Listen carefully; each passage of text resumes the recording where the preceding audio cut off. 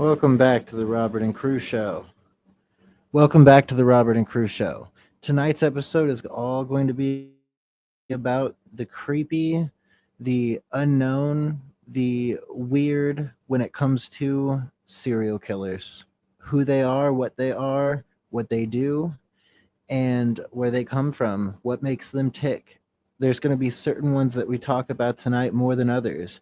Some of those are already going to be known, like Jeffrey Dahmer, John Wayne Gacy, Richard Ramirez, H. Holmes. We're going to deep dive into it.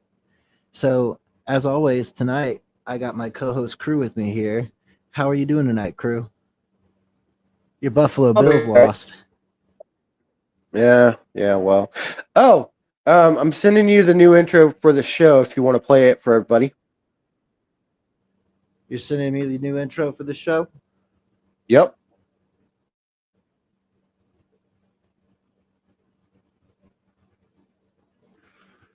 So we've gotten a little bit more technical here. We are also on YouTube now, and we're kind of getting our intros together and videos together. We can use the platform now a little bit better and a little bit more to our advantage. So we're gonna have a lot more videos and a lot more things to interact with. And it has been sent. Hey Julie, how are you tonight? Hello, Julie. We may not be able to watch it in here right this second, but I'll see.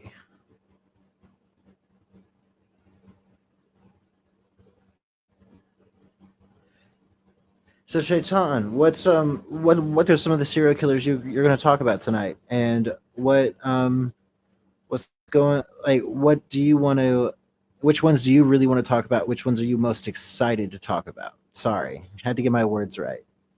Ted Bundy, Jeffrey Dahmer, and H. Holmes. H. Holmes. hmm So Ted Bundy, Jeffrey Dahmer, and H. Holmes. And what makes these what makes killers like H. Holmes and Ted Bundy stand out from all the other ones in your mind? Well, fact that um, their cases are so iconic and historical, and also because H. Holmes was one of the most first known serial killers in the United States back in the 19th century.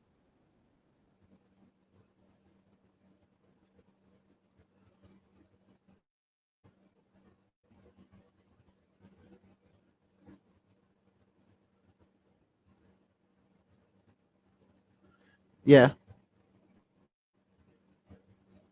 And Ted Bundy, basically, one of the reasons why him is because he's one of my favorite serial killers to learn about, and the fact that Zac Efron played him in one of the movies that they did for Ted Bundy. Yeah, that's really, really cool, actually. I was watching some of those videos earlier with the Zac Efron Ted Bundy movie. I actually saw that. I really enjoyed that film. We're sadly we're not going to be able to show the new intro today, but next time that the show releases, there will be a new intro.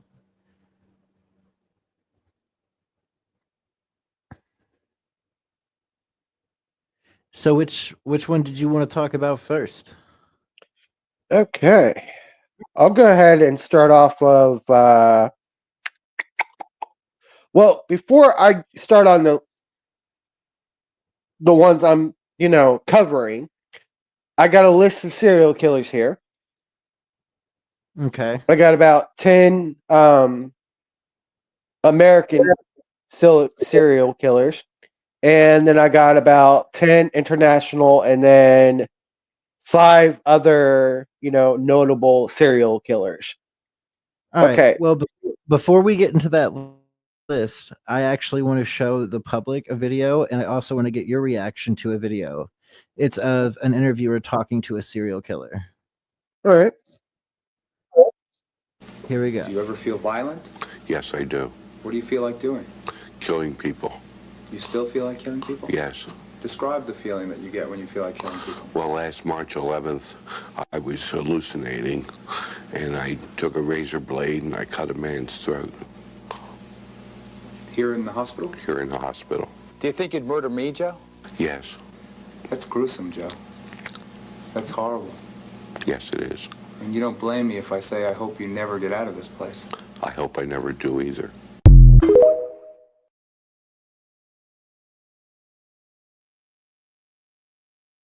Whoa. Okay.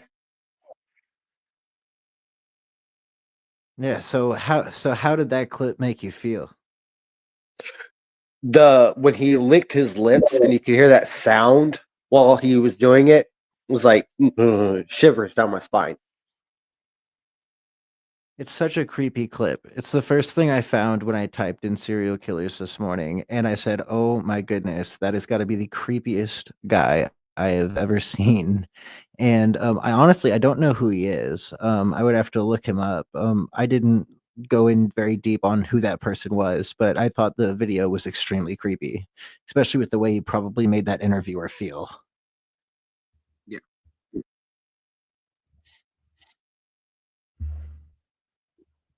So you have a list. Mm-hmm. Yes, I do. All right. So I'm going to start off with the American serial killer list first. Okay. So the first one on the list, which I'm going to cover, Ted Bundy, he has confessed to 30 murders during the 1970s. Ted Bundy was the famous serial killer who had the yellow beetle, right? That drove around and impersonated a police officer at one point in time and kidnapped women and killed them. Mm-hmm. And I believe that they have his yellow beetle car on display. Yeah. And with a like board or a sign talking about Ted Bundy. Oh, that's cool. Where's that at? I don't remember where it's at. It's like in some car museum somewhere or something, or some horror museum. Something like that, yeah. I saw it on cool. TikTok too earlier, and I was gonna save it, but my phone wasn't letting me save videos today. Right. So next So one on for this the list. crowd, wait, for the crowd who doesn't know who Ted Bundy is, I do have some videos that will show when crew jumps into talking about who Ted Bundy is. I have quite a few videos on these serial killers that we're going to jump into tonight. All right, continue, crew. Okay. So the next one on this list, John Wayne Gacy, murdered 33 young men and boys in Chicago. Famously known as the Killer Clown of Chicago. Mm-hmm. Next one on this list, number 3, known as Son of Sam, David Berkowitz, killed 6 people in New York City. Oh yes, Berkowitz, the son of Sam. He literally said the devil made him do it.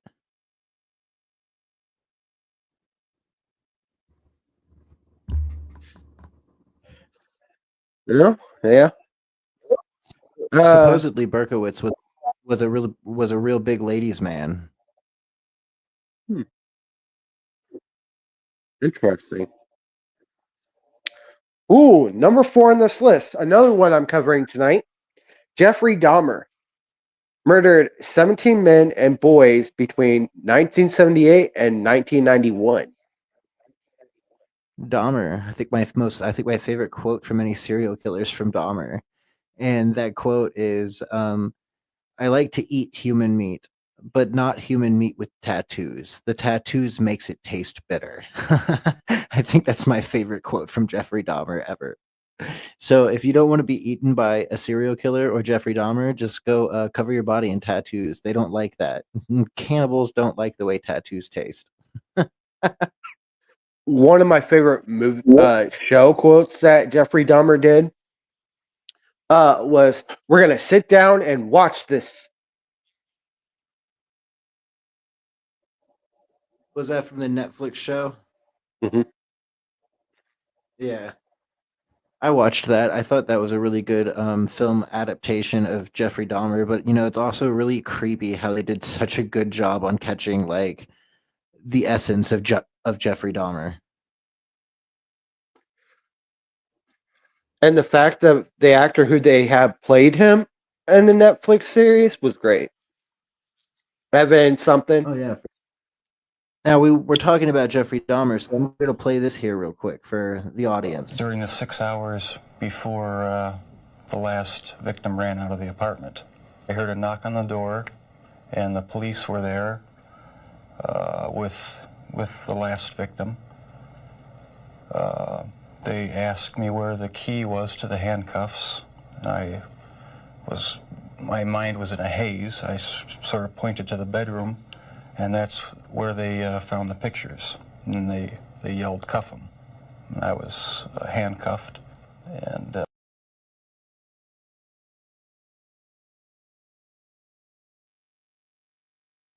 So if you're tuning in live and you can watch the podcast, that was a video of the actual Jeffrey Dahmer explaining basically the scenario of him getting caught in the act and actually getting caught finally. Yeah. Okay, number 5 on the list, the BTK killer. Real name Dennis Rader.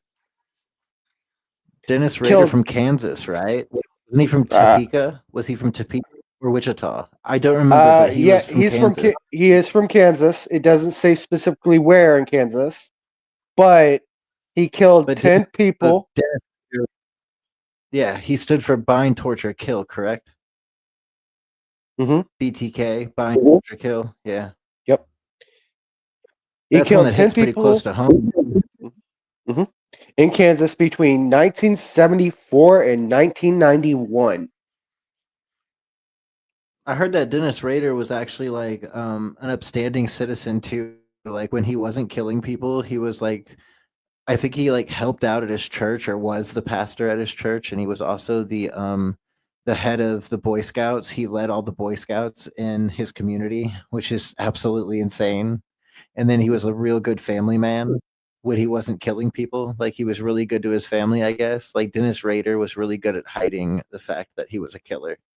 And I also heard the only reason Dennis Rader got caught was because he got cocky and he sent a cassette tape or a floppy disk, actually. I believe it was a floppy disk to the local police department with whatever on it, with a letter or something, because he didn't think they'd be able to track a floppy disk. And the police actually did track the floppy disk back to the church that he copied it from. And that's how they caught Dennis Rader. I did not know that. Yeah, no, BTK. I studied BTK a lot when I was in high school because I had to do research projects with BTK. Okay. Yeah. Next one on this list, the night known as the Night Stalker, real name Richard Ramirez, murdered 14 people in California. Richard Ramirez. Which he was number 6 on the list. Number 7 on the list, known as the Green River Killer, real name Gary Ridgway, killed 49 women in Washington State.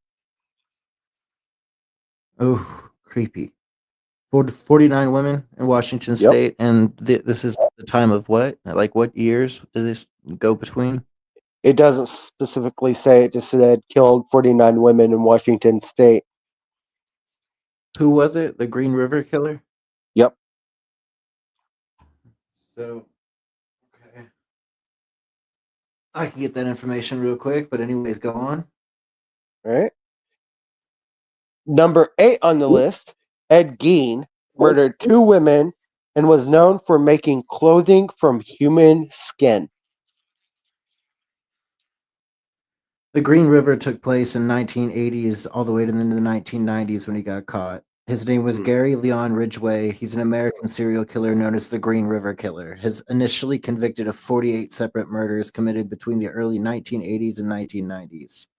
He's 75 years old. He was born in February 18th, 1949. Hmm. Fun fact, he is not dead. He's not dead? He's not dead. Nope, he is still in prison. Okay. Good. He can stay there. All right. Next one on the list, number 9. Another one I'm covering. H.H. Holmes killed 27 people, mostly women, during the 1893 World Columbian explosion. Or no, explosion, not Yes, AJ. explosion. I had to re-look at that. He killed people during the World's Fair in Chicago. He had his little place that he built up was called the Murder Castle. And there's a game where it's about H.H. Holmes, right? At the beginning. And then this like crew, like this documentary crew, go doing a like documentary on H.H. Holmes. And have you ever heard of the Dark Pictures? No, I haven't. Well, it's a series of different games. Basically, this one, the one about H.H. Holmes, I can't remember exactly what it's called, but it's all these games are for season 1, right? There's going to be a new season coming out, and basically, you play as this couple at the beginning of the game who are talking to H.H. Holmes. He's pretending to be like the owner of the hotel, the castle. Yeah, because he And is the owner of the castle. yeah, Ending. and then it goes to years later around like our time where you play as the crew. And there's this person who's wearing like a mask that looks kind of like H.H. Holmes reenacting how H.H. Holmes murders. Right. That's And interesting. And it's a great series. Like you should check out some of the trailers for the is that a games TV sometime. show or a No, video no, game? it's a video game, but it's kind of like a TV show, but it's in video game form. Kind of It's like one the of those, Telltale series. well, similar, but like you remember the game Until Dawn? Yeah. It's basically like that. Okay. So we're talking about H.H. Holmes right now, so I'm going to play this real quick for the crowd. This is H.H. Holmes. This is this is an AI representation of who H.H. Holmes was. My name is Albert Fish, but they called me the Gray Man. I was a wolf in sheep's clothing. Wrong one. We're going to do that one we're going to do that one later. My bad, guys. I am H.H. Holmes, known as Herman Mudgett, a notorious American serial killer of the late 19th century. During the 1893 World's Fair in Chicago, I constructed the infamous Murder Castle, a macabre hotel designed to fulfill my sinister desires. With hidden passages, secret rooms, and deadly traps, I ensnared unsuspecting guests. Inside the walls of my murder castle, I derived both financial gain and sadistic pleasure from torturing and murdering my victims. Though the exact number is uncertain, it is believed that my victims may have reached as high as 200. However, my reign of terror came to an end when I was apprehended, tried, and ultimately executed for my horrific crimes. Today, I am remembered as one of America's earliest and most chilling serial killers, leaving behind a legacy that continues to fascinate and horrify, forever etched in the dark chapters of criminal history.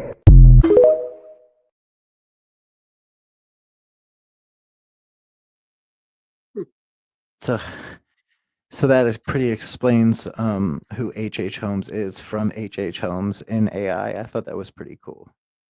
Yeah. All right.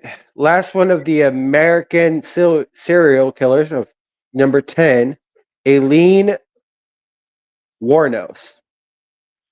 Eileen Wuornos. The killer woman. She was crazy. I love the She pictures killed. of Eileen Warnos where she looks like an insane maniac. She's killed 6 men in Florida between 1989 and 1990.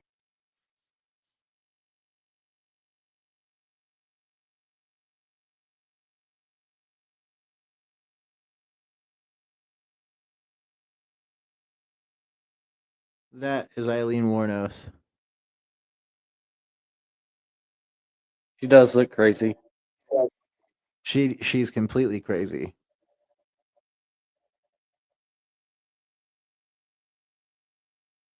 Here it is. Here's the picture I love from Eileen Warnos.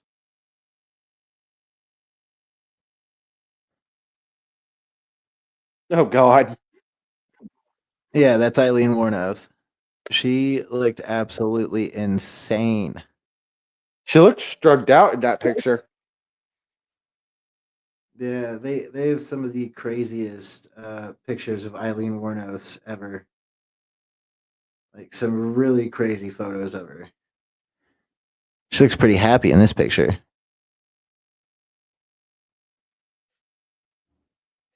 Yeah, wow. Ooh.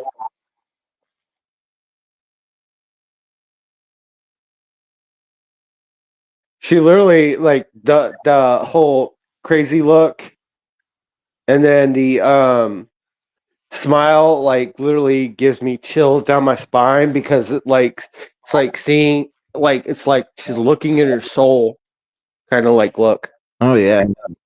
Look at that beautiful face right there. Ugh. Mm.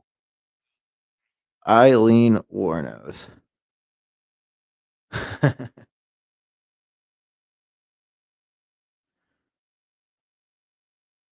Good old Eileen Warnos. So, who are we talking about first tonight? Okay, so I'm gonna go ahead and start off with Ted Bundy. With Mr. Ted Bundy. All right, so if we're starting off with Ted Bundy, then I'm going to play a couple of videos of Mr. Ted Bundy real quick. Do you mind? Go for it. You are not guilty. I'm not guilty. Does that include the time I stole a comic book when I was 5 years old? I am not guilty of the charges which have been filed against me. And the allegations, And the allegations. the rumors, and the matter. I don't know all of what you're speaking about, Lucky. It's too broad and I can't get into it in any detail. But I'm satisfied with my blanket statement that I'm innocent. No man is truly innocent. I mean, we all have transgressed in some way in our lives, and as I say, I've been impolite, and there are things I regret having done in my life, but nothing like the things I think that you're referring to.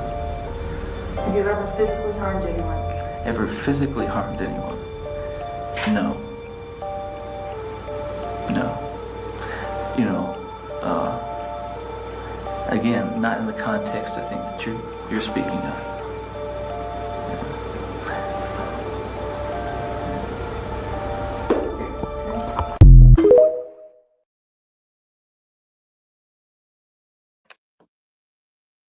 So that was the first video of Ted Bundy. Here's the next one. For the record, you are guilty of killing many women and girls. Yes. Yes, that's true. Ted, how did it happen? Take me back. What are the antecedents of the behavior that we've seen? So much grief, so much sorrow, so much pain for so many people. Where did it start? How did this moment come about? I grew up in a wonderful home with two dedicated and loving parents, one of 5 brothers and sisters. But as a young boy, and I mean a boy of 12 or 13, certainly, that I encountered outside the home again, the local grocery store, the local drugstore, the softcore pornography, what people call softcore. As young boys do, we explored the back roads and sideways and byways of our neighborhood, and oftentimes people would dump the garbage and whatever they were cleaning out of their house, and from time to time we'd come across pornographic books of a harder nature than more graphic, you might say, more explicit nature than we would encounter, let's say, in your local grocery store.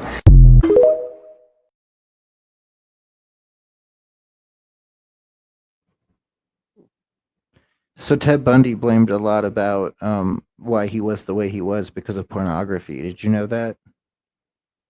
That part I did not know. Yeah. I think this one is also about Ted real quick. This is Ted Bundy's car. It was used in multiple murders. I just produced a documentary about Ted Bundy that I'm releasing on YouTube on Wednesday. It's a shocking film.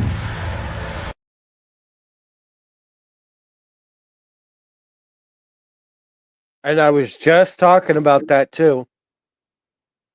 Yeah, that's the yellow Beetle. The yellow Beetle that Ted Bundy drove around, the one that he got women to get into, the one that he also somehow used to act as a police officer.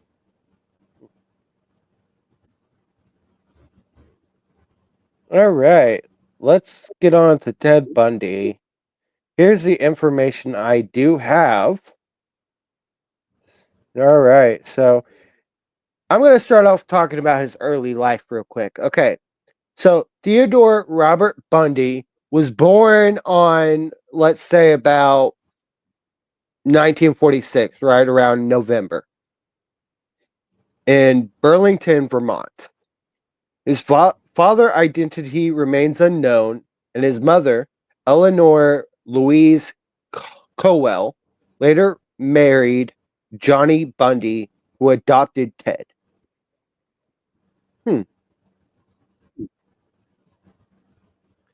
So we know, but nobody we knows know who Ted's real father is. They don't have the information who his real father is. His real father remains unknown. Gotcha. Also, guys, I'm sorry if there's any feedback on my end. My air keeps kicking on and kicking off, so if you can hear that in the background, I'm very sorry.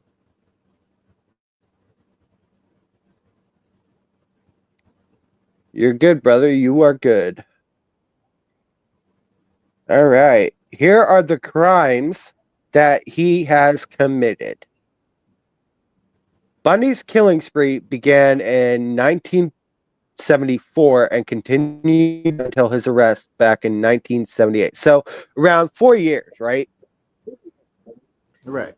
He's confessed to 30 murders, but some estimates put the number of victims at around 100. So this is what it typically involves. There's 4 of them on typically involved, right? So we got number 1 at targeting young women with long hair, often wearing their hair in a ponytail or a bun. Number 2, approaching them in public places as colleges, shopping centers, or parks. Number 3, basically and with injury or disability to gain their trust, acting like he is injured or has a disability. And then last one, abducting and murdering them, often in a secluded location. Right. So like the mountains or in the woods or wherever he could get away with it or thought he could get away with it. A lot of the times I heard he would drive down the highway and look for hitchhikers and try to pick up women that way. A lot of these serial killers use hitchhikers. I think even Jeffrey Dahmer tried to do the hitchhiker thing too. Now, there was a video I saw on TikTok, right, where he basically, on death row, was going to help find out who the I think it was the river killer, the Green River Killer, helped him solve that case. Killer. Yeah, he was going to help him solve that case. And one of the things he said Now, thinking like me, I would go back to the scene of the corpse. Right. And when I heard that, I was like, that's sick and demented. Right. Well, we were talking about before we were talking about uh who are we talking about right now? Oh my goodness. Ted Bundy. Ted Bundy. Before we were talking about Ted Bundy, we were talking about, or this is the first one you're talking about, correct? Mhm. Okay. So with Ted Bundy, what was the one thing that stuck out the most about Ted Bundy that made him so good at finding people and being able to kidnap these women? What were some of Ted Bundy's traits?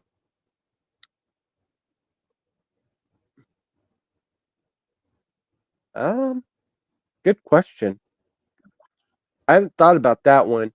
I know I would say that that Ted Bundy was probably pretty charismatic and really he looked good. He was very approachable and he was a very handsome man. So I feel like he was able to get away with a lot of stuff because of that. fair point on that He one. could hold a certain demeanor. He could Yeah, hold a certain demeanor. I know that there are some women who survived Ted Bundy. I can't remember the names, but from what research I did find, but I didn't save it in time, that there are survivors who have come out and testified about everything and done an interview as well. So there's been survivors that have came out and testified and done interviews. Mhm. I don't Now, remember the Bundy is not names. still alive. No, No, Bundy was put to death, correct? yes, but before I get to there, here's the arrest and trial, right? So Bundy was arrested back in 1975 for suspicion of kidnapping, but he escaped from custody twice.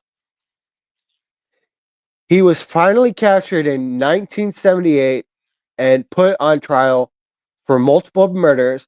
Bundy represented himself in court, but was ultimately found guilty and sentenced to death. And he was executed by an electric chair in Florida on January 24th, 1989. In the hours leading up to his execution, Bundy confessed to 30 murders and provided details about his crimes. Right.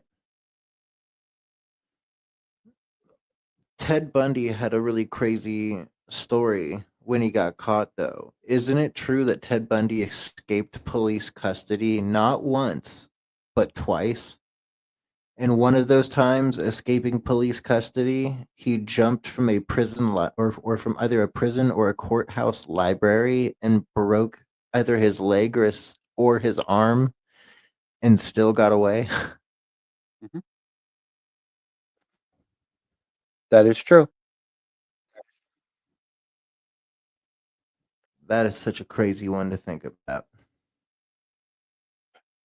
And psychological analysts. And here's three things that have been brought up about it, right? So, Bundy's motivations and behavior have been extensively studied by psychologists and criminologists. Some key findings include Bundy's charm and charisma, so you're right about that, helped him lure victims. He had a narcissistic personality disorder and enjoyed the power and control he had over his victims. Bundy's upbringing and family dynamics have been contributed to his development as a serial killer. Hmm. So you were right about the charisma part. Yeah, you kind of have to be charismatic to be able to abduct those women in broad daylight and get away with it. And not really like half the time he was portraying a police officer. So he was able to fool these women into believing that he was a police officer. The crazy thing to me was he was driving a yellow Beetle.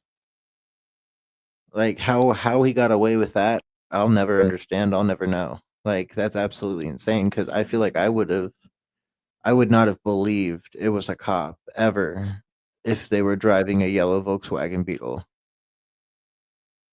But Ted got away with it somehow. He still managed to do it. There's an old Ted Bundy movie that they did back in like the old days. I think it was like 90s or 80s, somewhere around there. And you could tell by how the video looked. And I saw this on TikTok. And it shows Ted Bundy walking up with a body bag on his shoulder by people not paying attention to him or even trying to figure out what he was carrying on his shoulder and putting it right into the back of his Beetle right in front of them. And they were just passers walking past him, not even paying attention. Could you imagine that? He just walks right out and throws a body that's wrapped up in a rug into the back of his Beetle in front of two people who are completely oblivious, and he's just like, "Yeah, I did that. I got away with it."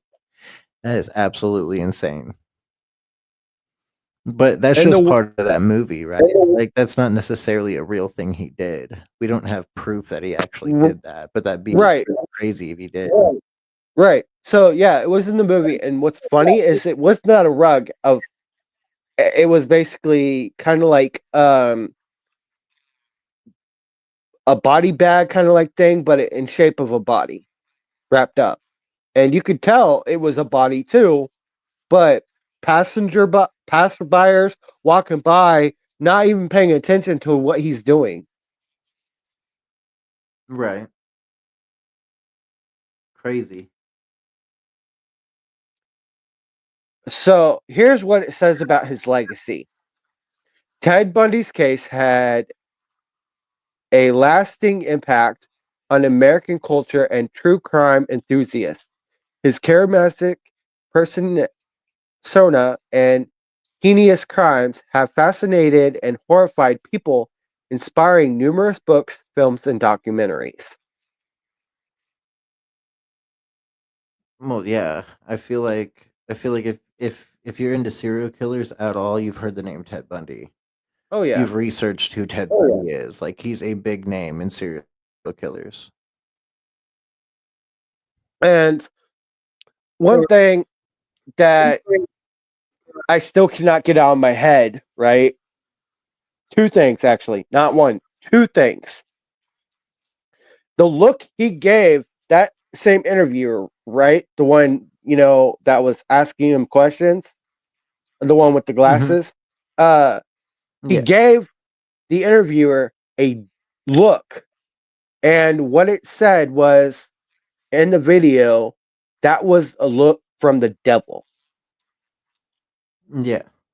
So the devil was possessing Ted Bundy in that during that interview.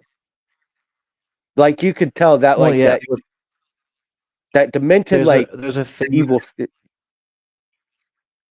there's a famous book that is called The Devil Inside of Him, or it's like called The Devil Raging Inside of Him or something, but it was the book that the lawyer, or I Defended the Devil or something, but it was the book that the lawyer who defended Ted Bundy wrote.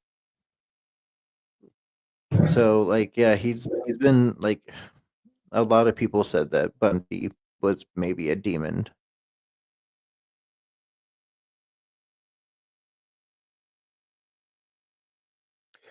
I'm sorry, people, if you heard that big bang. I'm probably going to be hearing it all night.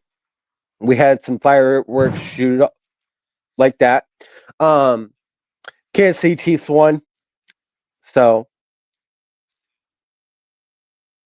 I'll be dealing with that all night. Right.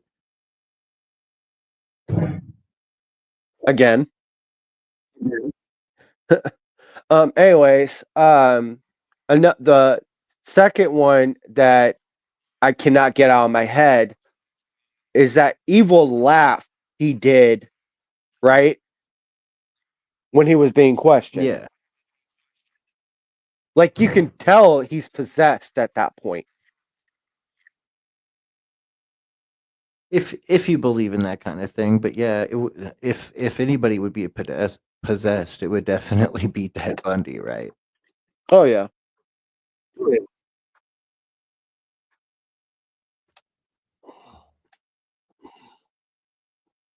All right. Before I talk about the next one on my list, which is Jeffrey Dahmer, if you want to play some videos on him, go for it.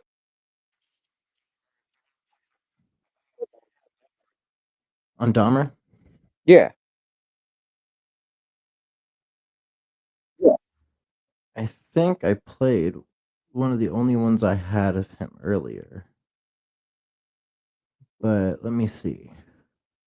One of your dad's biggest questions is when you began to slip away, when you crossed over into this world of obsession or dark fantasy from which you just couldn't return. Can you pinpoint that? Is there a sense for when that really began to happen with you, Jeff? I think it was around age 14 or 15. Started having obsessive thoughts of violence intermingled with sex. And it just got worse and worse. I didn't know how to tell anyone about it, so I didn't. I just kept it all inside. Do you have any sense for where that was coming from? No. No, I've talked with a few psychologists about it. They have their theories, but they don't have any concrete answers either. Do you have a theory? No, not really. I don't know where it came from. I probably will never know. But I never dreamed that it would become a reality.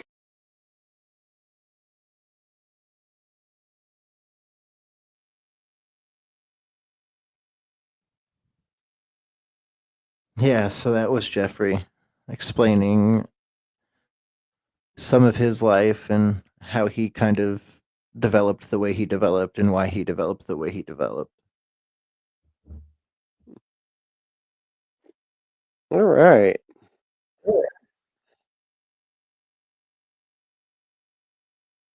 Let me see what this one is real quick. I might have to turn it off though if it's not about Jeffrey Dahmer. Why did you choose Jamie?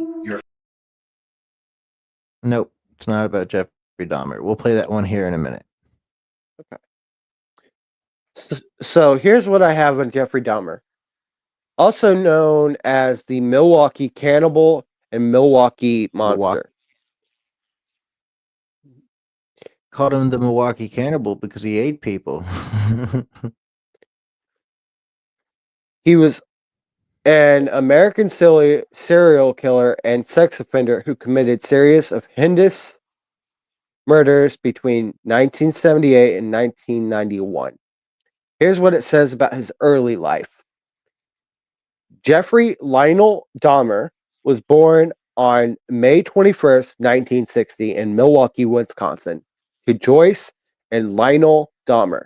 His childhood was marked by instability and isolation, with his parents frequently arguing and eventually divorcing.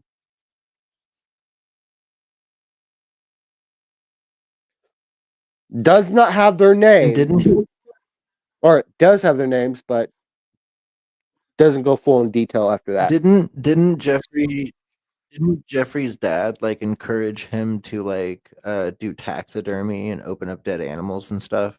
Like, isn't that a fact? I don't honestly know. Okay, well then don't quote that as a fact, but I'm pretty sure I've heard that from somewhere that his dad tried to teach him how to do taxidermy and stuff because he found Jeffrey with dead animals before. Right. Okay, here's the crimes on Jeffrey. Dahmer's killing spree began in 1978 when he was 18 years old. Over the next 13 years, he murdered 17 men and boys often, had a brain fart there for a second, targeting vulnerable individuals such as hitchhikers, which you were right about that, prostitutes, and gay men. Yeah. So it typically involved luring victims to his apartment or secluded location, striking them on the head with a blunt object, often rendering them unconscious, engaging in necrophilia and mutilating their corpses, and then preserving body parts such as skulls and genitals as trophies. Oh yeah. Freaking disturbing, right? He kept a lot of stuff. When the police caught Dahmer, when they opened up his refrigerator, there was a head inside of the refrigerator. That's true. Like that's real. And Dahmer had a vat of acid in his house that the police had him open that had a disintegrating body inside of it.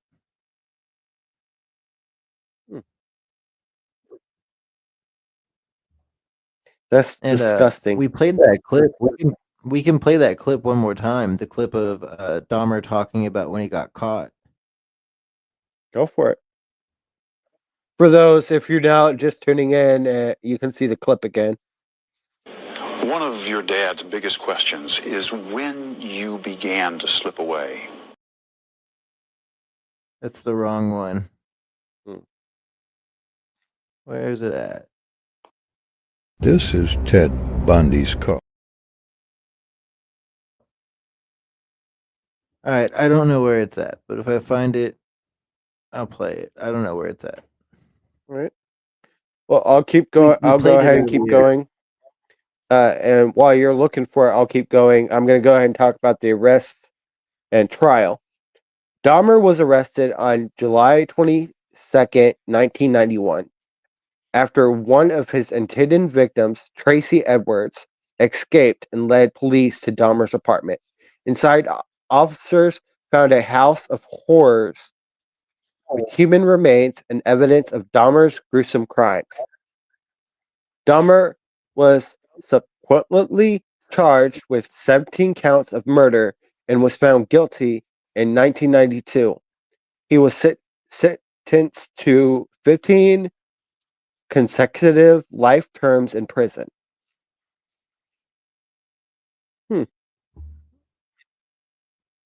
And Dahmer was murdered in prison, correct? He was stabbed. Yes, he was murdered in prison on November 28th, 1994, by fellow inmate Osvaldo Dorothy. Dahmer was beaten to death with a 20-inch metal bar in the prison's weight room. Jeez.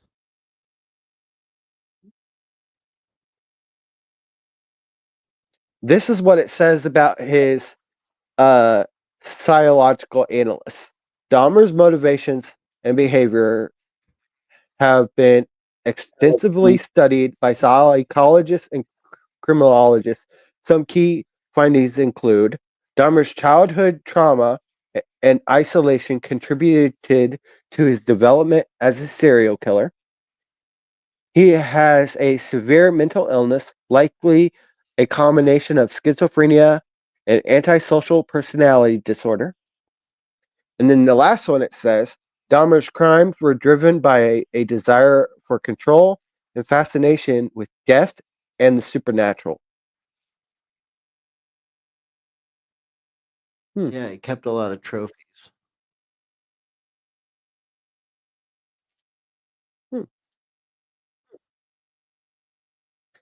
And then last thing it says about his legacy, Jeffrey Dahmer's case has had a lasting impact on American culture and true crime enthusiasts.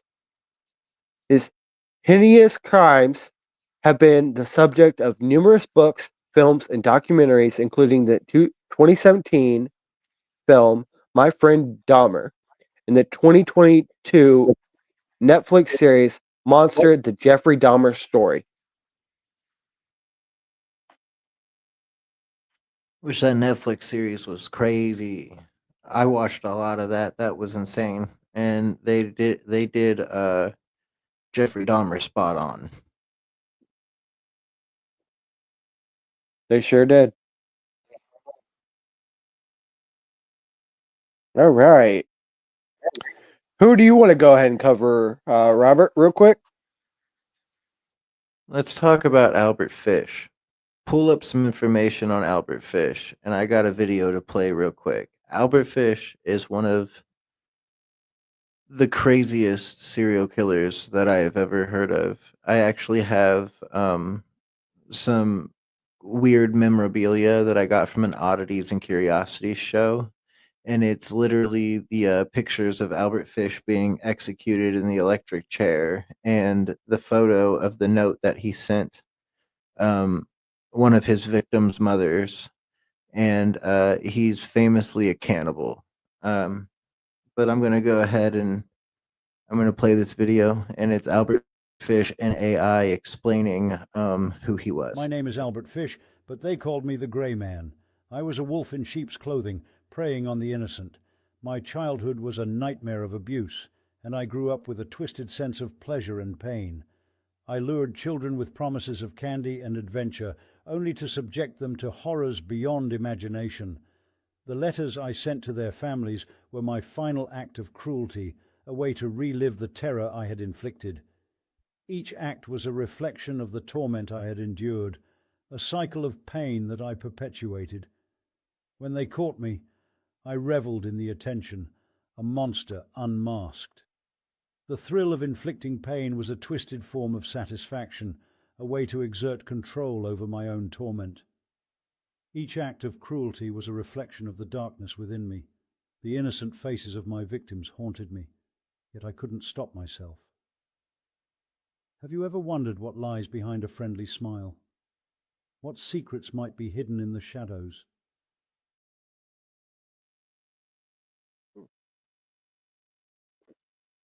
Yeah. Albert Fish. So what did you find? Okay. So give us a rundown of who Albert Fish was. All right. So before I start off on his early life, he was an American serial killer, rapist, and cannibal who was active in the 1920s. He is also known as the Gray Man, the Werewolf of Wisteria, and the Brooklyn Vampire.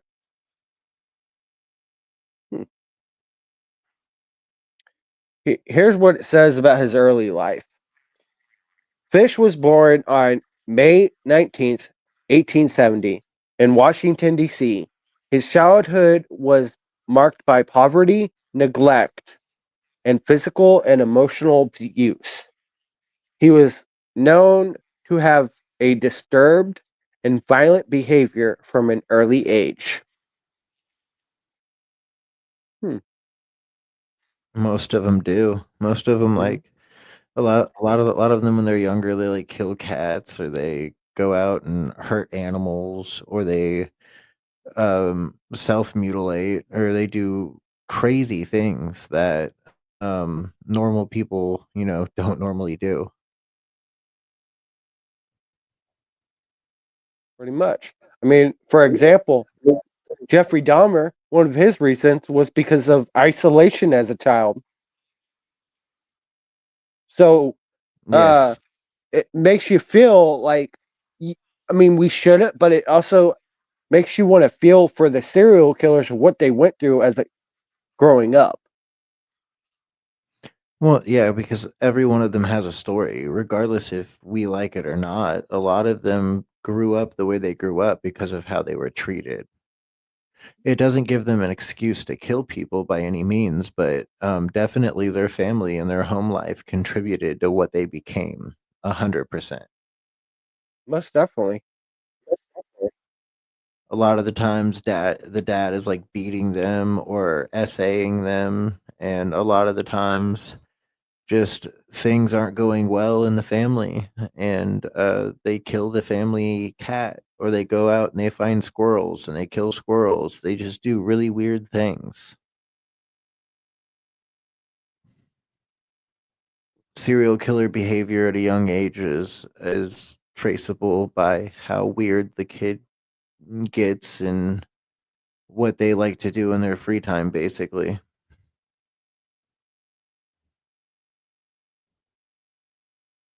So here's what his crimes were. Vicious killing spree began in the 1920s, during which he murdered at least 3 children, but he claimed to have killed many more. His victims were mostly young boys and girls, whom he would lure away with promises of candy and or other treats. Here's Fish's modus operandi. Typically involved, let's see here what it says, targeting vulnerable children, often those from poor or immigrant families, using his age and appearance to gain the trust of his victims, abducting and murdering his victims, often in a brutal and sadistic manner. And then the last one it says, engaging in necrophilia and cannibalism with his victims' bodies. Yeah, famously, Albert Fish wrote a letter to one of the victims' mothers or families, I guess, and described to the mother how her daughter didn't suffer and how delicious her daughter tasted. There's literally, I have the letter, and I've like I don't like I can't show it on here, but I have the letter like in this thing that I bought from this oddity show. Albert Fish was such a crazy person. He also liked to. He had an infatuation with putting needles and sharp objects up his rectum and his anus. He had a really bad infatuation with hurting himself with sharp objects and literally inserting them inside of himself. What a weird, weird, weird motherfucker. Mm-hmm. All right, here's his arrest and trial. Fish was arrested in 1934 after a 6-year-old girl named Gracie Budd disappeared. Fish sent a letter to Budd's parents boasting of the murder and The providing girl. details. That's the girl? Okay.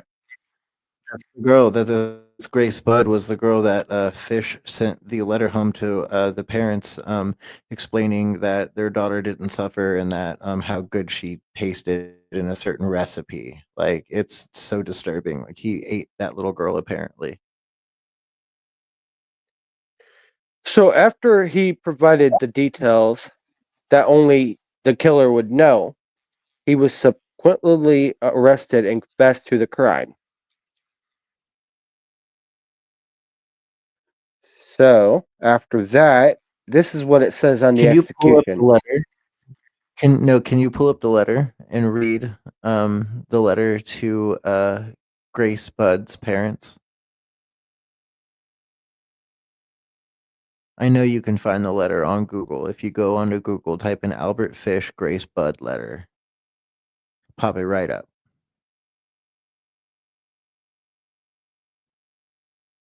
Okay. It's such a creepy fucking letter. We got to read it.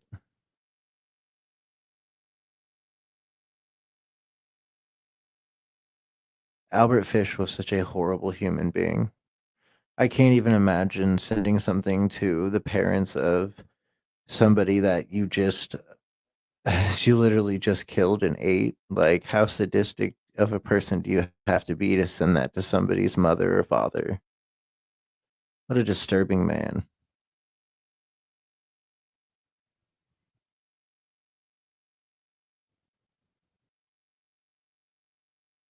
So I guess we're waiting right now to see if crew can find this letter real quick.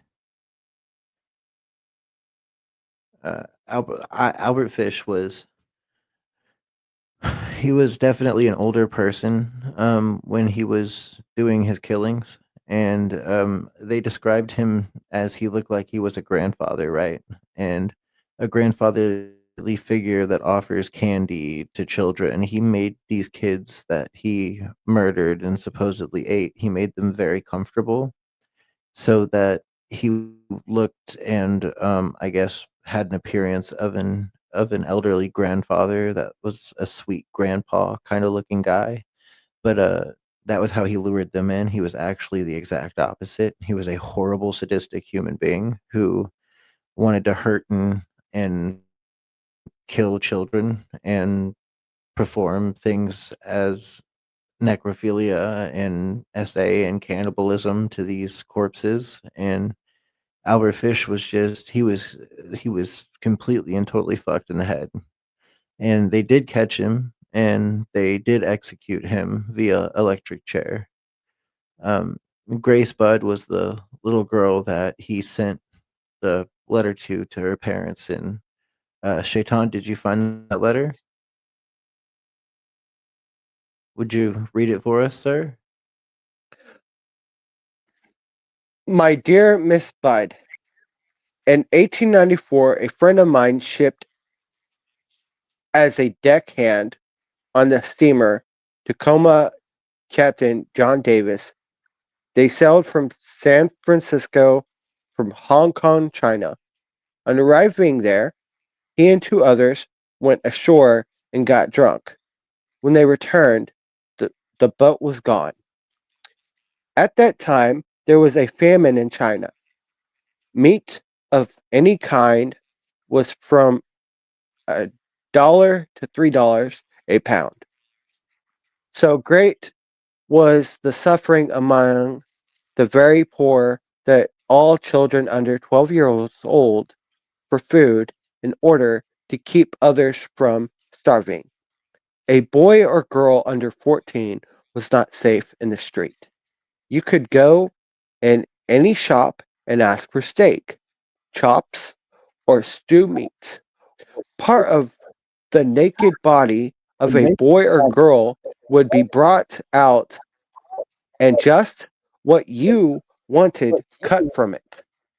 A boy or girl's behind, which is the sweetest part of the body and sold as veal cutlet, brought the highest.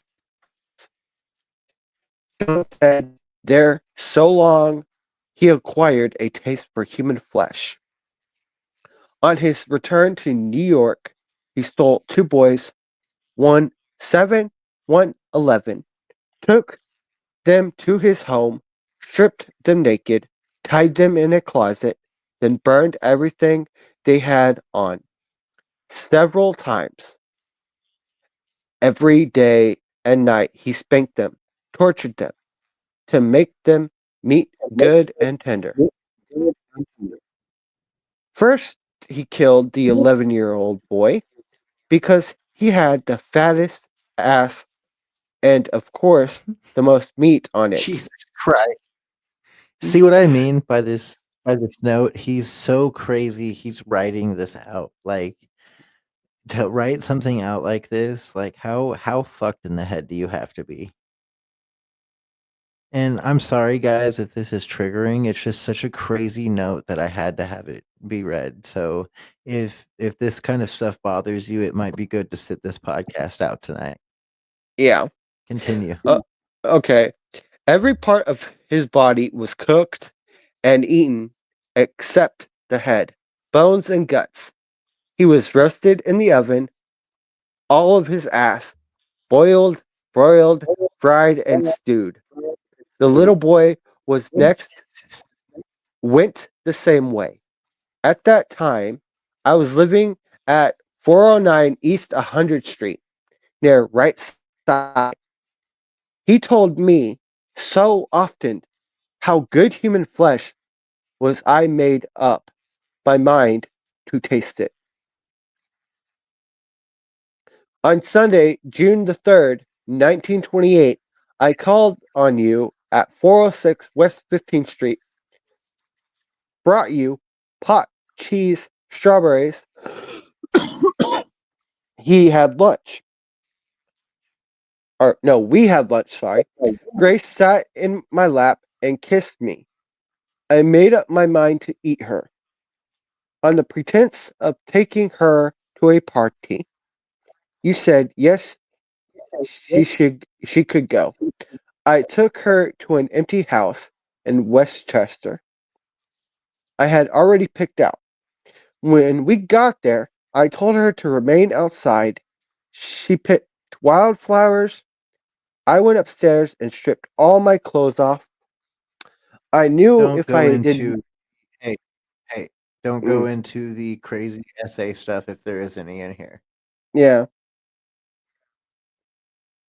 Oh, okay. Uh,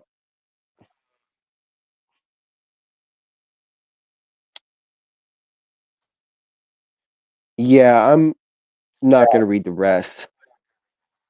Well, read the part about how he tells the mom how he cooked her.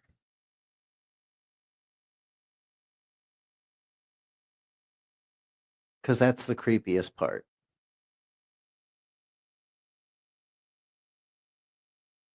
Okay. Um.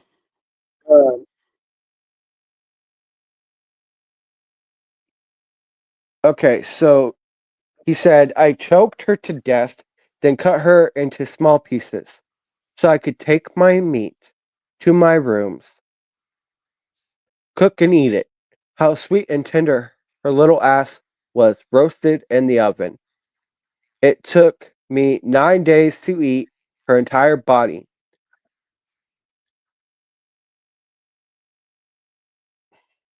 She died a virgin. Oh, okay. So he didn't do anything to her.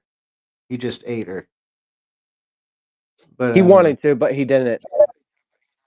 yeah, And that's he was why the I had to skip a lot because yeah. Mm. yeah, no, Mm. that note. So anybody that wants to read that note, it's Albert Fish's note to Miss Bud. That note is so crazy. It will make you so uncomfortable if you tried to read it. Just like Shaitan was trying to read it right now. It makes you extremely uncomfortable, doesn't it? Yeah. Albert Fish was a weird, weird dude.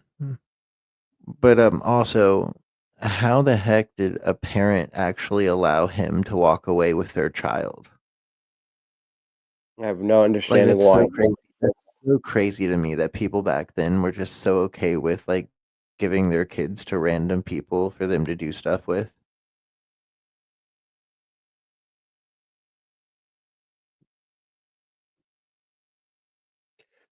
Okay, so the trial and execution. Fish was arrested and charged with Gracie's murder. He was found guilty and sentenced to death. Fish was executed by electric chair on January 16th, 1936 at Sing Sing Correctional Facility in New York. Psychological analysts. Fish's motivation for the crime are still debated among psychologists and criminologists. Some theories suggest that Fish's actions were driven by a desire for control and power, while others propose that he was motivated by a twisted sense of revenge against society. Although the power makes sense, the power and control makes sense because his victims were so young and he knew Mhm. that he could overpower these victims very easily. And you have to remember that when he took these victims, he was very old. Albert Fish was an old man. They basically said that he was a gentle-looking grandpa.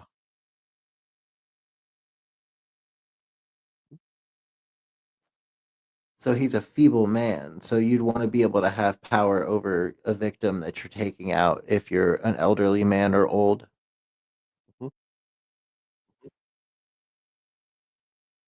They did come out with a film. A documentary. Books, films, but the one film called The Gray Man came out in 2007. That is Albert Fish.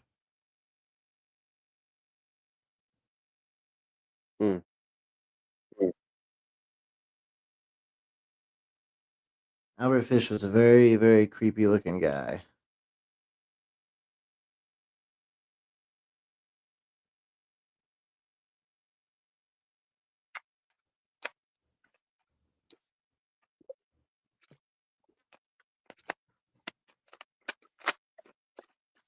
So now that we've touched on Albert Fish, who's another one that you wanted to talk about tonight?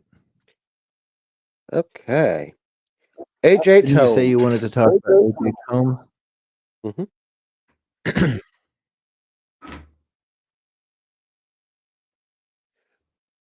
H.H. Holmes, born Herman Webster Mudgett, was an American serial killer active in the late 19th century.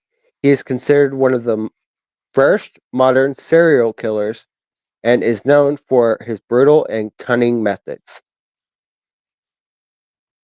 Here's what it is a short video. Just a second. Here's a short video of H.H. Holmes. I am H.H. Holmes, known as Herman Mudgett, a notorious American serial killer of the late 19th century. During the 1893 World's Fair in Chicago, I constructed the infamous Murder Castle, a macabre hotel designed to fulfill my sinister desires. With hidden passages, secret rooms, and deadly traps, I ensnared unsuspecting guests.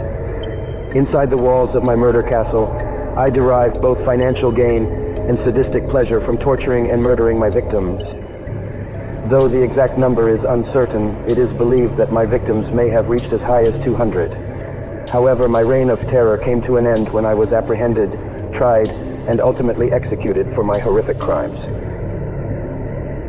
Today, I am remembered as one of America's earliest and most chilling serial killers, leaving behind a legacy that continues to fascinate and horrify, forever etched in the dark chapters of criminal history.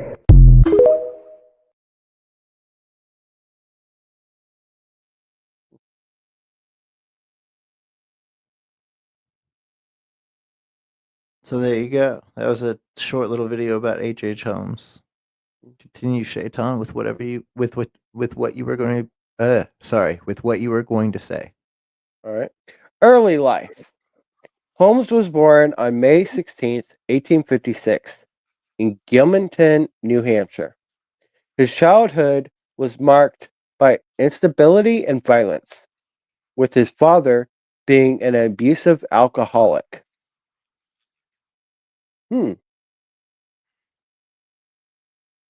Makes sense. Abusive alcoholic parents can cause trauma to make people go fucked up and had to start wanting to become a murderer. In some cases. Yeah. Here's his crimes. Holmes' killing spree began in the late 1880s during the 1893 World Columbian Exposition in Chicago. He operated a murder castle, a hotel designed specifically for the purpose of killing and disposing of his victims. The hotel, called the World Fair Hotel, had a labyrinth layout, or a labyrinthian layout, with secret passages, hidden rooms, and soundproof chambers.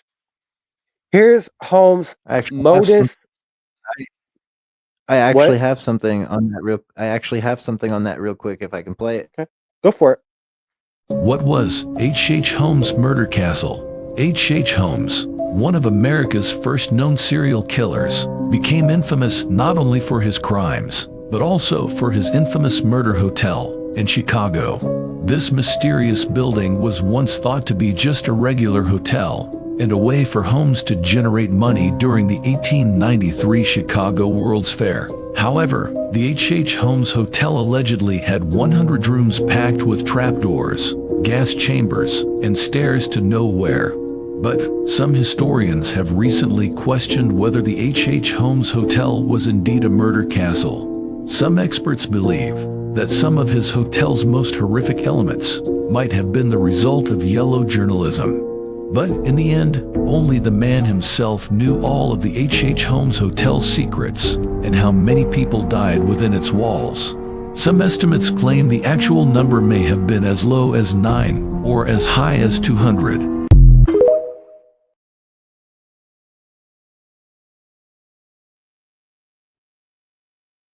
So there you go. The Here's murder what it castle. says. What about his modus operandi? Typically involved luring victims to his hotel, often targeting vulnerable individuals such as young women and children, using various methods to kill his victims, including suffocation, hanging, and poisoning. And the last one it says disposing of bodies through a variety variety of means, including cremation, burial, and selling skeletons to medical schools. Mm. Mm-mm-mm. What's your thoughts on that, Robert?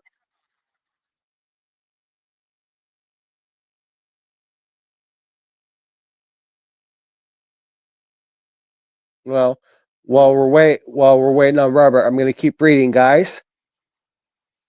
Arrest and trial. Holmes was arrested in 1894 after a nationwide manhunt.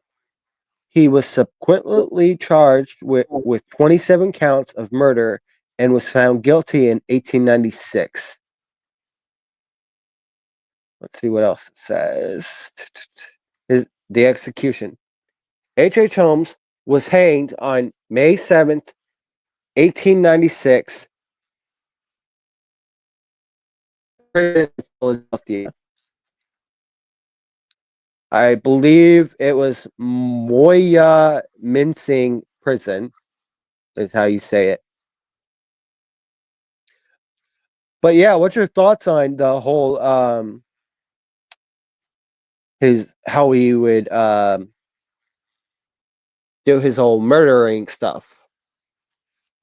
His murdering stuff is his castle is crazy. Like I want to know how much of that's like real and how much of that's true, because being able to have a whole like hotel with trapdoors and like traps everywhere is some of the craziest things in the entire world. Like this guy made a horror maze out of a hotel. That is so cool and yet so crazy. I would never want to go into a place like that, let alone stay there during um, a time that's supposed to be really fun, the World's Fair. But instead, if you accidentally stayed at that place, you're H.H. Holmes's victim.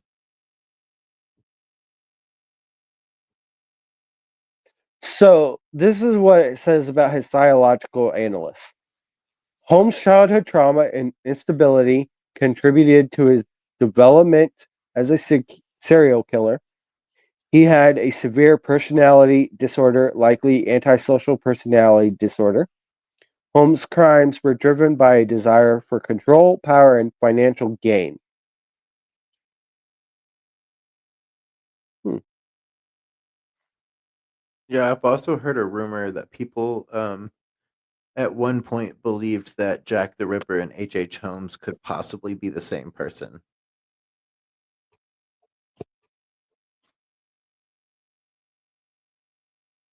I'm going to look that up.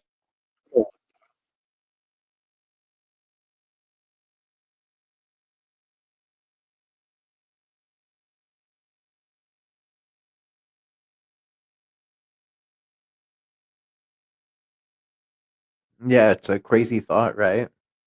Mhm. It's apparently because H.H. Holmes came over here from Europe, and it was about probably around the same time that Jack the Ripper was alive. It's just a rumor, though. It's just alleged. There's no proof behind it.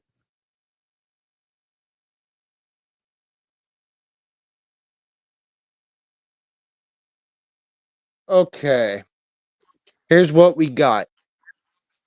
There's an ongoing debate and speculation among true crime enthusiasts and researchers about whether H.H. Holmes and Jack the Ripper might be the same person. While there are some intriguing similarities and coincidences, there is no conclusive evidence to prove that they are one and the same. Here's the similarities and coincidences. Time frame. Both H.H. Holmes and Jack the Ripper were active during the late 19th century. Holmes operated his murder castle in Chicago during 1893, while Jack the Ripper terrorized London's Whitechapel district between 1888 and 1891. Modus operandi. Both killers targeted vulnerable individuals, with Holmes preying on unsuspecting hotel guests and Jack the Ripper targeting prostitutes. Medical knowledge. Both killers seem to possess some medical knowledge, with Holmes having studied medicine and Jack the Ripper displaying a level of surgical expertise in his mutilations. Travel and mobility. Both killers were known to be mobile and traveled extensively. Holmes operated in various locations across the United States, while Jack the Ripper was rumored to have traveled to the United States and other parts of Europe. Differences in consequence. I'm not even going to pronounce that word. Physical appearance. There is no conclusive evidence to suggest that H.H. Holmes and Jack the Ripper match each other's physical descriptions. Killing style. While both killers were brutal, their methods and motivations seem to differ. Holmes' killings were often more calculated and focused on financial gain, whereas Jack the Ripper killings were more brutal and seemingly driven by a desire for violence and power. Investigations and arrests. The investigations into the two killers' crimes were separate and distant, with different law enforcement agencies and detectives involved. Theories and speculation. Jeff Mudgett's theory. Jeff Mudgett, the great grandson of H.H. Holmes, has proposed a theory that Holmes and the Ripper might be the same person. Mudgett suggests that Holmes could have traveled to London and committed the Ripper crimes. Other researchers' theories have suggested alternative theories, such as the possibility that Jack the Ripper was inspired by H.H. Holmes' crimes, or that the two killers might have been connected through a larger network of serial killers. Conclusion. It's such a crazy thought, though, that Mhm. Jack the Ripper and H.H. Holmes could be or possibly are the same person. Here's the conclusion what it says. While there are some intriguing similarities and coincidences between H.H. Holmes and Jack the Ripper, there is currently no conclusive evidence to prove that they are the same person. The debate and speculation surrounding this topic continues to fascinate true crime enthusiasts and researchers to this day. I mean, it intrigues me, for God's sakes. Like, I Same want to here. know, because Right. I think that's such a crazy idea. That's such a crazy thing that Jack the Ripper and H.H. Holmes, the timelines match up. The only thing that we don't know for a fact is, did H.H. Holmes go to Europe, or did he ever go to Europe? And because we don't know that, we'll never know if he really was directly related to Jack the Ripper. But the Right. timelines eerily match up. Mhm. We don't know if Jack the Ripper was, inspired by H.H. Holmes. We don't know if that's true. That's all alleged. So that's just a theory for now, and will be a theory till the end of days because nobody can prove anything. Yeah, it's very interesting though, and it's just a very coincidental thing. And with the H.H. Holmes thing, with the building and the mansion, like some of it may have been bad journalism or just journalists like hyping up their story with bad facts. But if it wasn't all bad facts and his entire house really was like that, H.H. Holmes was a freaking crazy psychopathic maniac who was actually probably very smart himself because he knew how to make all those traps and knew how to entrap people inside of the mansion or the hotel or whatever you want to call it. Right. The murder castle. One of these days, I actually do want to go see the Murder Castle in person, if it's still Is it standing to even this day. still there? Is it even still there? I have no clue. Here, I'll look it up real quick. All right.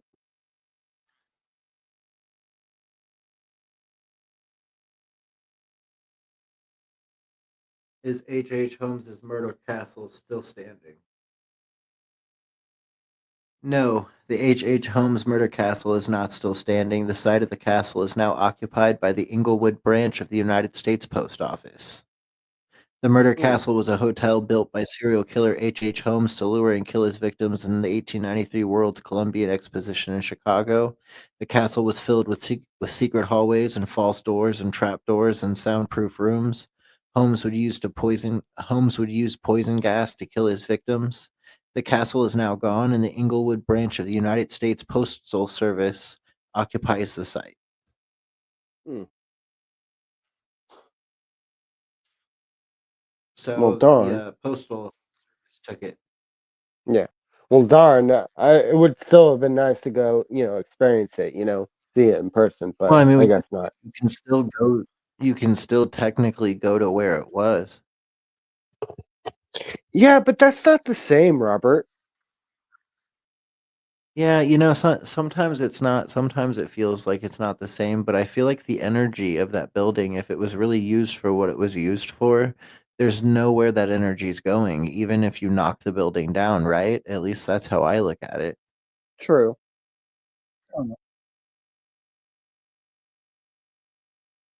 Well, those were the only serial killers I wanted to cover tonight. What about you? Okay.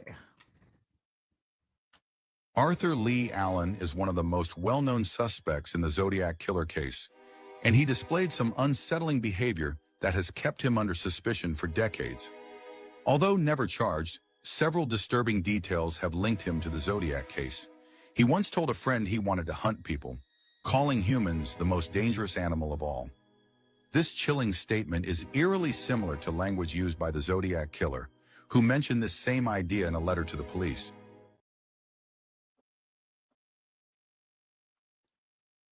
So we're talking about the Zodiac killer now.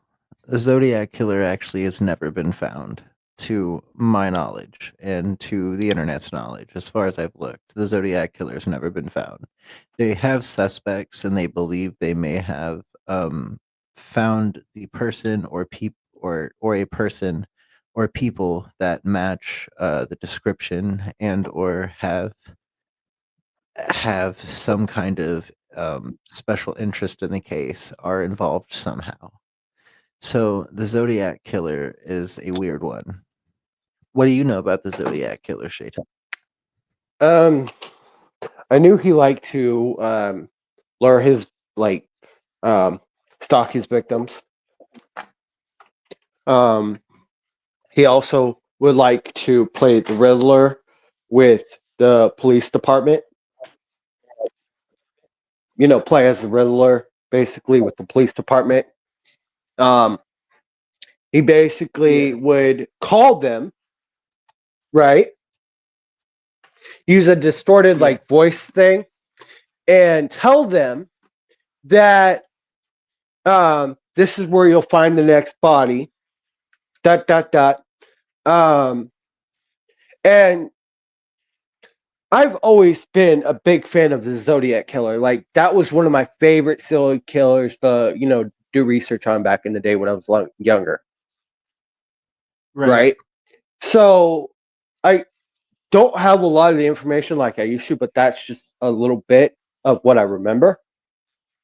There's a guy on there was a guy on TikTok that came out and said he swore up and down that his grandfather was the Zodiac Killer. Yeah. And also, the other information that I do have, they believe that the Zodiac Killer, the reason why he was so good at what he was doing was because he was working for the police department. Yeah, I've heard that speculation that the Zodiac Killer could have been a law enforcement agent.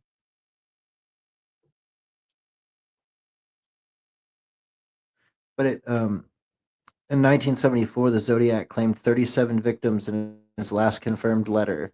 The tally included victims in Southern California, such as Chin Joe Bates, who was murdered in Riverside in 1966. Despite many theories of who the Zodiac's identity is, the only suspect authorities ever named was Arthur Leigh Allen, a former elementary school teacher convicted sex offender who died in 1992. The unusual nature of this case led to international interest that has been sustained throughout the years. The San Francisco Police Department marked the case inactive in 2004 but reopened it prior to 2007.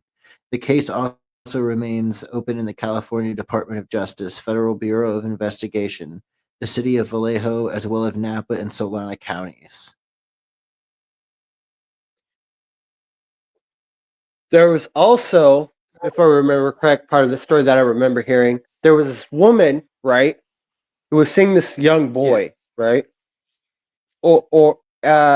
And I think he murdered the woman first, and the boy got away and then died afterwards in the hospital, or it was the other way around. I can't remember full detail, but also they speculated the reason why he was the way he was because of the fact that he was involved with this woman, right?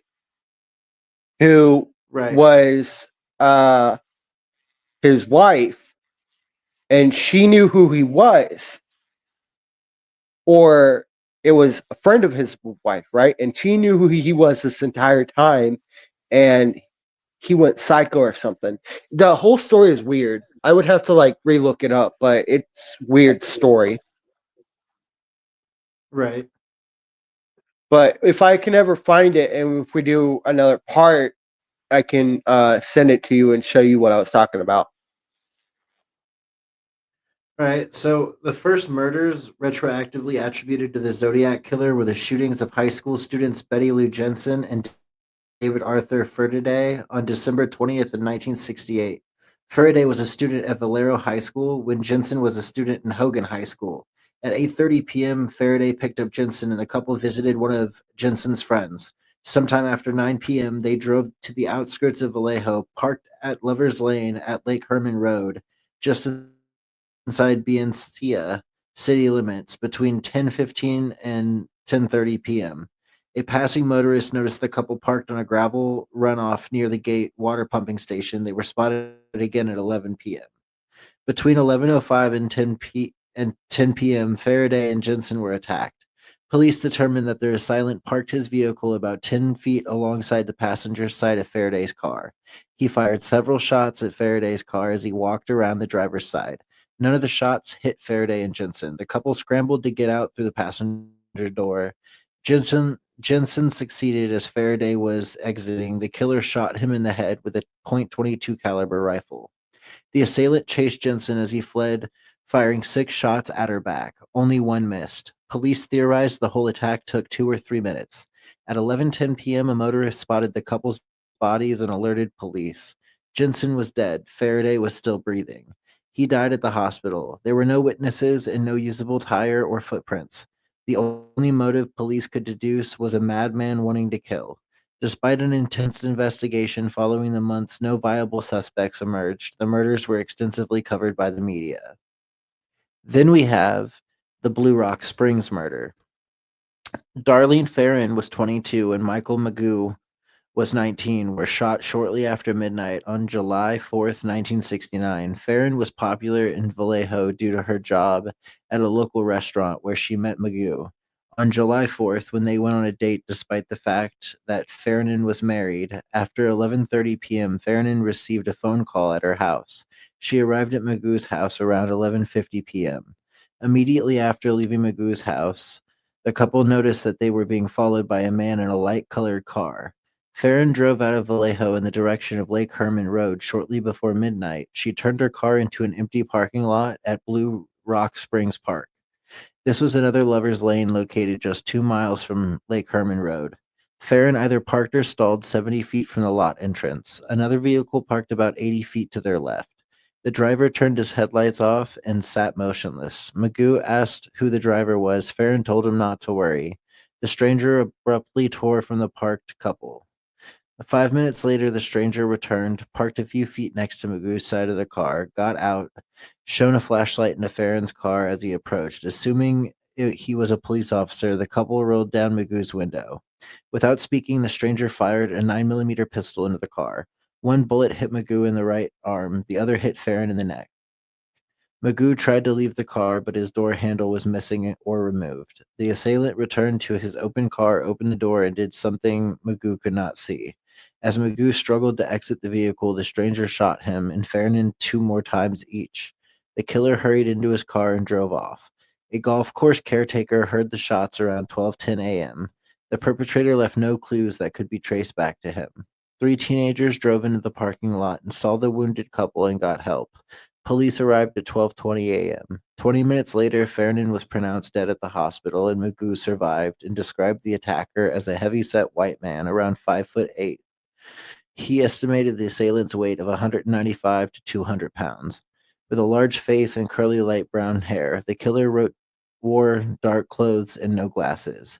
These details were not enough to develop a suspect. Moment after 12:40 a.m., the Vallejo Police Department received a phone call from a payphone 2 blocks from headquarters. The man on the other end of the line said, "I want to report a double murder.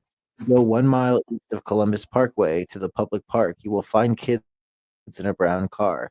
They were shot with a 9mm Luger. I also killed those kids last year. Goodbye." Serial killers will commonly pause to reflect on their actions. Authors Michael Keller and David Van Nuys speculated that 7 months between the attacks on Lake Herman Road and Blue Rock Springs was a cooling off period for the Zodiac Killer.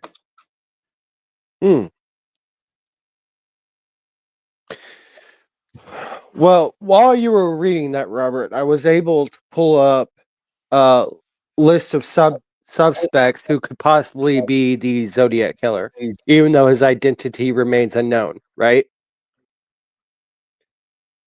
Who are those suspects? All right. So Zodiac Killer was a serial killer active in Northern California in the late 1960s and early 1970s. The killer's identity remains unknown, but here are some of the most popular suspects. Official suspects. So we got about two official suspects that they think could have been the Zodiac Killer. All right, Arthur Lee Allen, sorry, a convicted child molester. Allen was investigated by police in the 1970s. He was cleared as a suspect, but some investigators still believe he was the Zodiac Killer. And then the second one on the official suspect list, Richard Guy Kowalski, a journalist and editor. Guy Kowalski was investigated in the 1980s. He denied any involvement, but some researchers believe he was the killer. Right. And then here's some popular suspects, 3 of them. Theodore Ted Kaczynski, I guess is how you say his last name, also known as the Unabomber. He was a mathematician and domestic terrorist. Some researchers, Yeah, the Unabomber. yeah, some researchers believe he was the Zodiac killer due to similarities in the writing styles. Second one on the list, Earl Van Best Jr., convicted murderer. Van Best Jr. was investigated in the 2010s. Some researchers believe he was the Zodiac killer due to similarities to their handwriting. And then the other popular suspect, Ross Sullivan, a mentally ill man. Sullivan was investigated in the 1970s. Some researchers believe he was the Zodiac killer due to similarities to their behavior. And then I have here two other suspects that could possibly been the Zodiac killer. Jack Terrence, a former police officer. Terrence was investigated in the 2000s. Some researchers believe he was the Zodiac killer due to similarities in their handwriting. And then Arthur Edward Bradshaw, a former sailor. Bradshaw was investigated in the 2010s. Some researchers believe he was the Zodiac killer due to similarities in their behavior. It's essential to note that none of these suspects have been officially confirmed as the Zodiac killer, and the case remains unsolved. Yeah, they never figured out who the Zodiac killer was. They closed the case in 2004, and then they reopened it in 2007, and it has stayed reopened ever since. Let me play this real quick. A killer taunted the police with cryptic messages. Can his identity finally be uncovered? In the late 1960s, Northern California lived in fear as the Zodiac stalked his victims, leaving behind a trail of murder and mystery. His calling card, 4 chilling ciphers sent to newspapers. The first, solved in 1969, revealed his disturbing confession. I like killing people because it is so much fun. For over 50 years, investigators and codebreakers hunted for answers. In 2020, and the second cipher finally cracked. But the killer's identity remained hidden. 7 confirmed attacks, 5 deaths, 37 claimed victims, thousands of suspects. Yet the Zodiac's true name eludes capture. 2 ciphers remain unbroken, holding secrets that might finally unmask one of history's most infamous killers.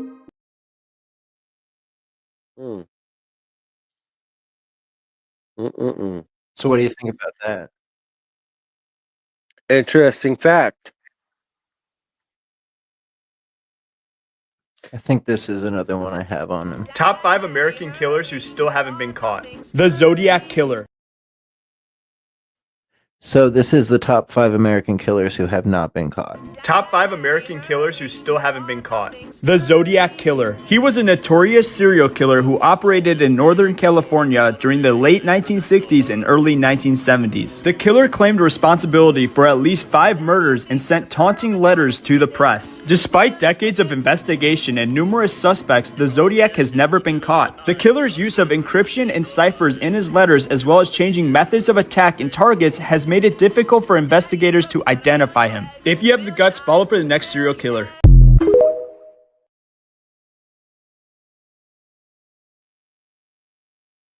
So yeah, that was a part of a video that was talking about the Zodiac killer. And then Holmes, one of America's first serial killers, is infamous for his bizarre murder castle built during the Chicago World's Fair in 1893. His hotel was designed with deadly traps, where unsuspecting guests met horrific fates, making it a true house of horrors. Holmes was eventually captured, but his trial became a spectacle, drawing massive media attention as the details unfolded. Despite his chilling confessions, many of his victims were never identified, leaving a haunting mystery surrounding his crimes. To this day, the legacy of H.H. Holmes continues to haunt historians and true crime enthusiasts alike as they uncover the dark secrets of his twisted mind. His story has inspired countless books, movies, and documentaries, making him a notorious figure in the annals of true crime. The World's Fair brought millions to Chicago, but little did they know that one of America's most infamous killers was operating right under their noses.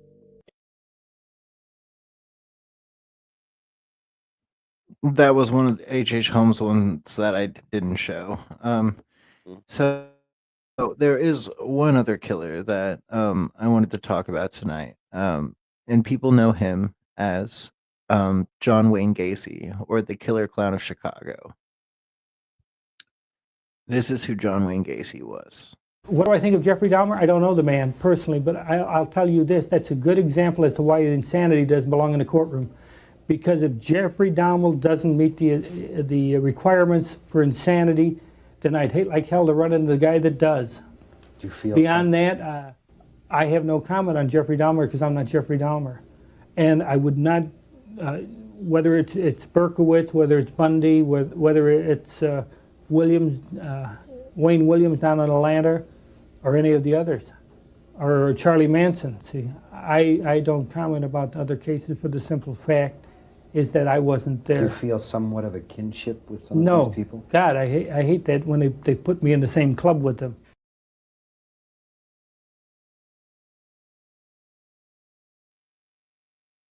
That was John Wayne Gacy talking about other serial killers with a guy who was interviewing him. He hated being compared to other serial killers.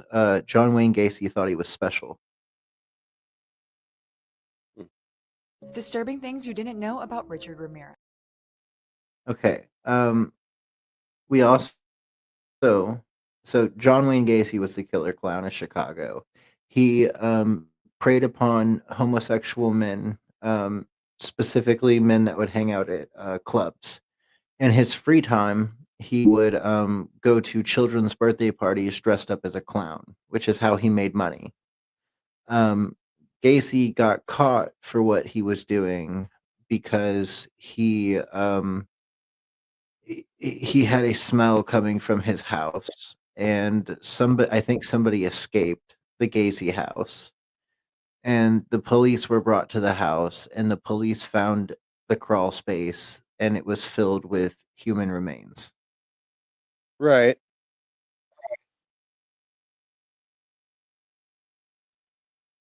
The other serial killer that I didn't mention tonight, but is awfully famous, is Richard Ramirez, or the Night Stalker. I'm not going to really get to touch on Richard Ramirez, but I did have this video, and I'm going to show it before we leave, just because I want to be able to show it. Disturbing things you didn't know about Richard Ramirez. He gouged out Maxine Cesara's eyes after brutally murdering her and her husband. Her eyes were never located, and in court he actually laughed as they were describing the crime scene. In childhood, his father would tie him to a cross in a graveyard as a form of punishment. His trial was already bizarre, and the trial was delayed when one of the jurors was fatally shot following a dispute with her boyfriend. When Phyllis Singletary failed to show up to juror deliberations, that's when the court found out that she'd been murdered. Richard Ramirez had nasty teeth. In one of his stolen cars, they found a business card for a dentist office. And when they called, they found out that he'd been in for x-rays and was scheduled to come back.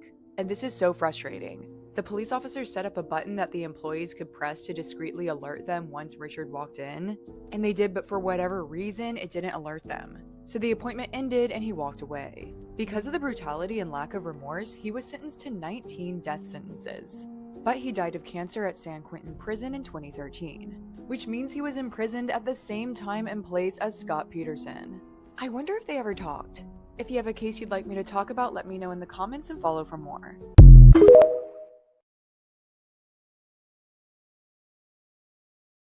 So how do you feel about Richard Ramirez?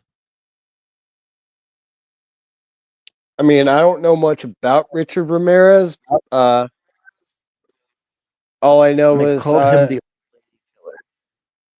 the what killer? Or the Night Stalker. The Night He killed Stalker. old.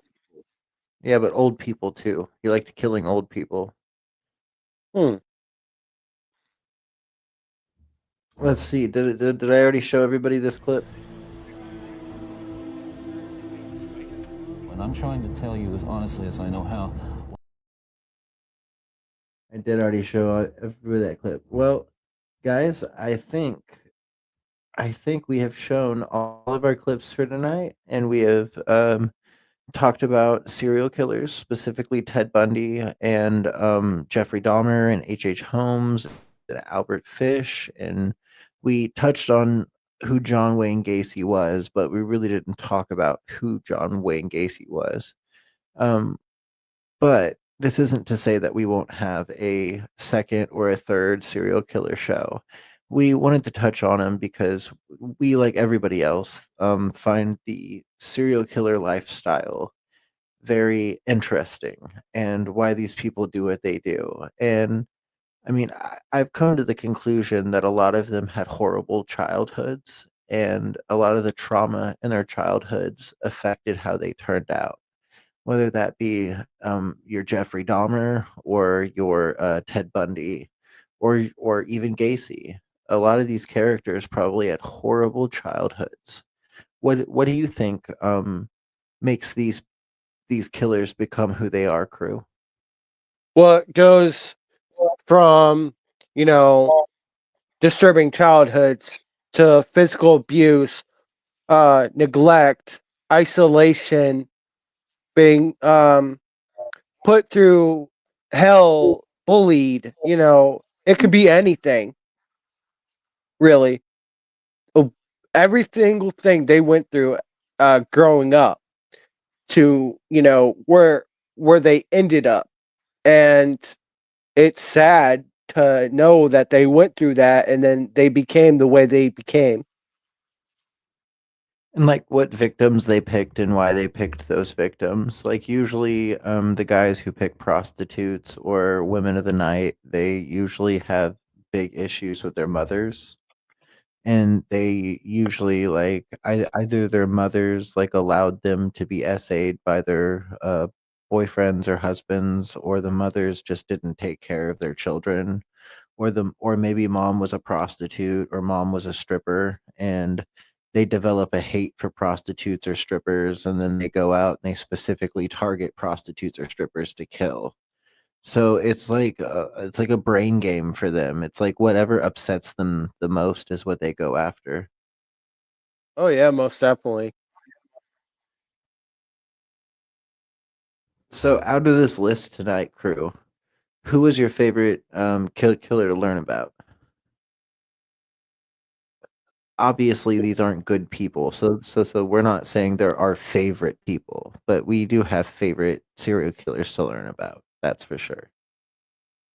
My number one on the list is always going to be H. Holmes, no matter what, right? Yeah, it's because that murder castle is just so gosh darn interesting. Oh yeah. And then second one on the list was Ted Bundy, of course. And then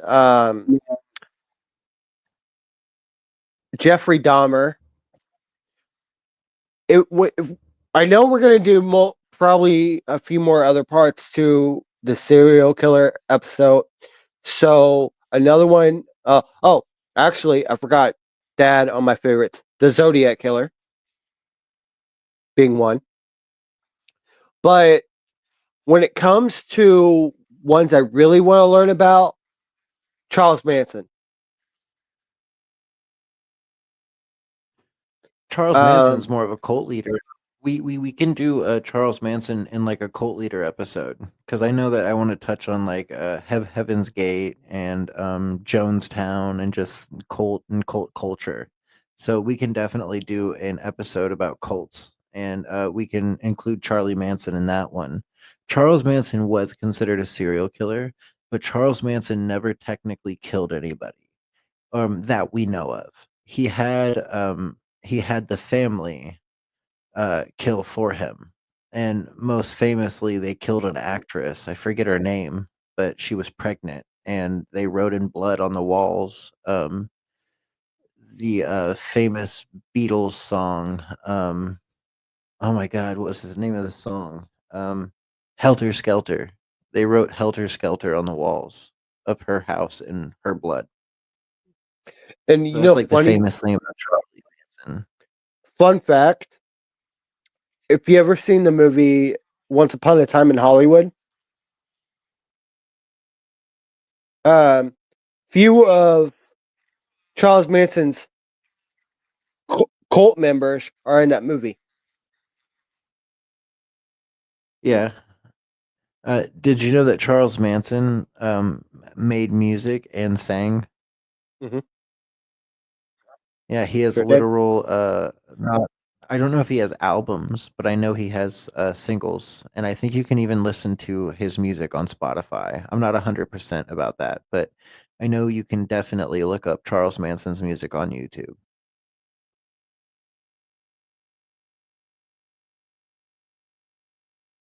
Okay. Well, guys, I think that's going to probably wrap up the show for tonight. We've covered all the killers that we talked about. We like we said, there's probably going to be other episodes on this because this topic is so vast and it's so interesting, and there's so much to learn about. These people, the way that their brains work and how they tick, and what gets them to turn into these insane maniac killers is very interesting. And I guess that's why so many people are so into true crime series. So I would love to take everybody on a journey through these different serial killers and their motives and who they are. Next time, when we do an episode on serial killers, we'll probably touch on people like Eddie Gein and also other guys who are lesser known. But there's so many. There's so many. And there's also active killers right now that haven't been caught that people don't talk about. Mhm. Um, I don't have any of those offhand, but we'll keep those for another episode. So, with that being said, crew, I think we're gonna say good night. Most definitely. Good night. Good night. Peace out. We hope you had fun listening to our podcast tonight. Like always, stay tuned in. We have shows almost nightly, and we love being able to cast and do this for you guys.